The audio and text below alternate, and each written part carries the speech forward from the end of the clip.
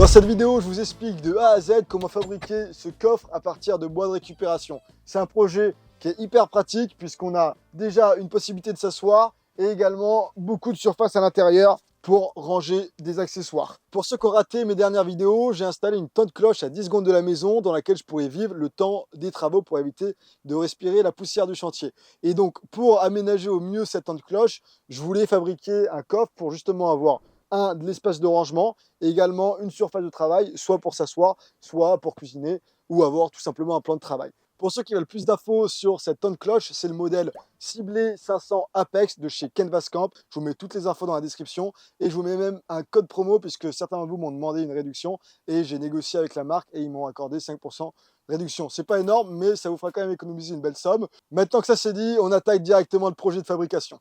Ok, la première étape va être de déterminer les dimensions de notre malle. Et pour ça, de mon côté, je vais faire une malle qui va faire 90 cm de long, 50 cm de haut et 40 cm de large. Ensuite, une fois que vous avez ces dimensions en tête, il faudra commencer par fabriquer les deux cadres qui permettront de faire l'ossature de notre malle en palette. J'ai récupéré des petits morceaux de tasseau pour assembler les cadres. J'utilise la méthode d'assemblage par vis biaise grâce au gabarit de perçage de chez Craig. Pour ceux qui ne connaissent pas bien cette méthode, je vous renvoie vers une vidéo tuto où je vous explique tout de A à Z. C'est hyper simple d'utilisation et très efficace et très robuste. Pour gagner du temps, je vais faire toutes mes coupes à l'aide de ma scie à onglet, mais si jamais vous n'avez pas de scie à onglet, vous pouvez très bien faire ça avec une scie circulaire, une scie sauteuse, voire même une scie à main. Donc le manque d'outillage n'est pas une excuse pour fabriquer ce projet, on peut vraiment le réaliser avec les outils de base manuels.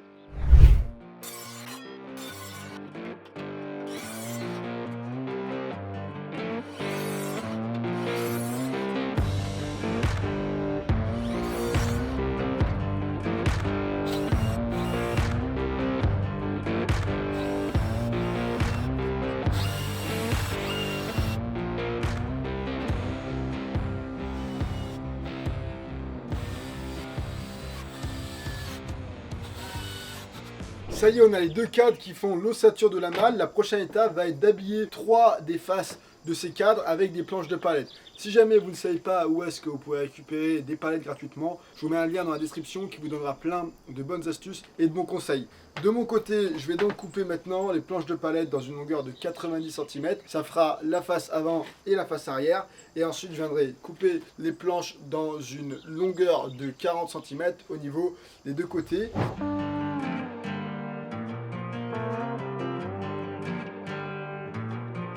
Ok, avant de fixer les planches à notre ossature, j'ai passé toutes les planches dans la raboteuse de manière à enlever un petit peu de matière pour avoir un bien meilleur rendu. Et si jamais vous n'avez pas de raboteuse, vous prenez votre ponceuse et vous mettez un bon coup de propre avant de passer à l'assemblage.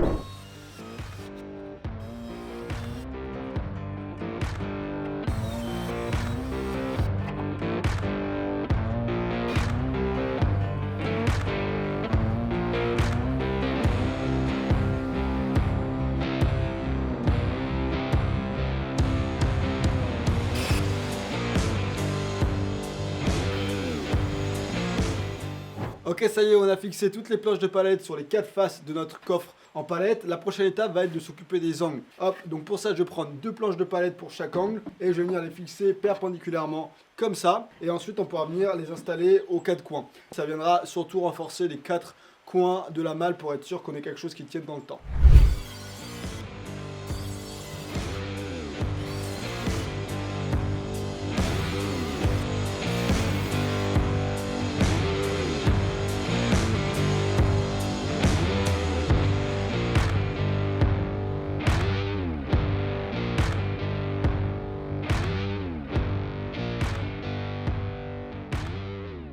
Ça y est, on a mis les 4 angles aux 4 coins de la malle. L'idée, ça va être de trouver 4 planches qu'on va couper dans un angle de 45 degrés pour que ce soit joli tout autour de la malle.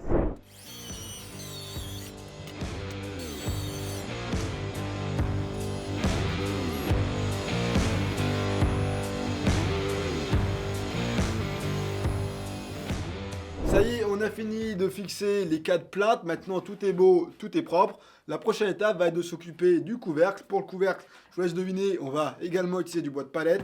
Je vais d'abord les couper dans les bonnes dimensions en termes de longueur, les rendre plus propres, passer un coup dans la raboteuse et ensuite on pourra les fixer ensemble pour former notre couvercle. Wow, il pleut, c'est un truc de malade, j'espère que vous m'entendez quand même, je me suis réfugié du coup à l'abri, hein. Il fait un temps pourri aujourd'hui. L'idée pour le couvercle va être de couper 3 morceaux de planche, venir fixer comme ça pour venir à chaque fois venir reprendre les 4 planches qui font office du couvercle. Ça permettra d'éviter de faire des assemblages par champ, par exemple avec la lamelleuse ou autre. Là ça ira plus vite, on est sur un meuble rustique de toute manière, donc c'est pas plus mal. Il faut juste faire bien attention à bien les aligner et à faire en sorte que les planches ne dépassent pas trop, autrement ça risque de ne pas pouvoir fermer puisque on a mis des petites plaintes tout autour de la malle.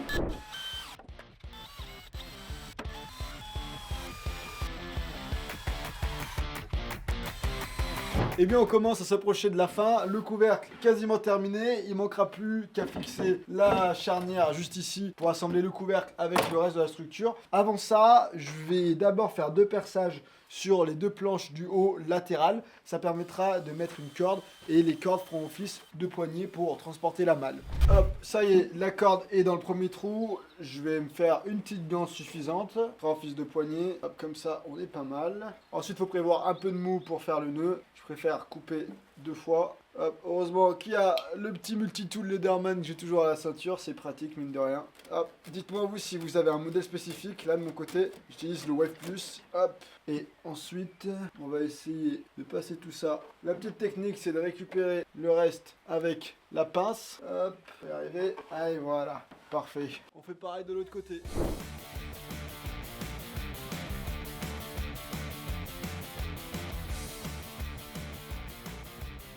Ça y est, on a fixé les 2 poignées, j'aime beaucoup le rendu puisque c'est de la corde en jute en 3 brins et donc ça fait vraiment rustique, c'est parfait pour ce projet. La prochaine étape avant de fixer la charnière piano juste ici pour fixer le couvercle, ça va être de passer à la finition. Pour la finition, de mon côté, je vais utiliser la teinte couleur chêne foncé de chez V33. J'aime beaucoup ce produit de finition et en plus ça ira parfaitement avec l'ambiance que j'ai envie de créer à l'intérieur du tipi puisque les autres meubles sont peints avec ce produit de finition et du coup ça c'est un meuble qui a à l'intérieur du tipi donc je préfère avoir la même teinte.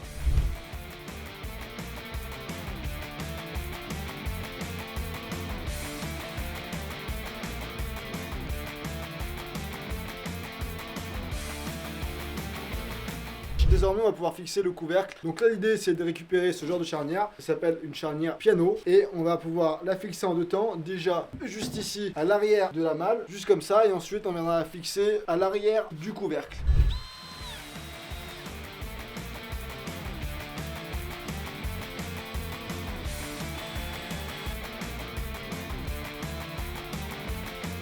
On a fixé 2 petits accessoires juste là, avec la cordelette, le Lederman qui va bien. Je vais prendre le petit ciseau, ce sera plus propre pour éviter que la corde s'effiloche.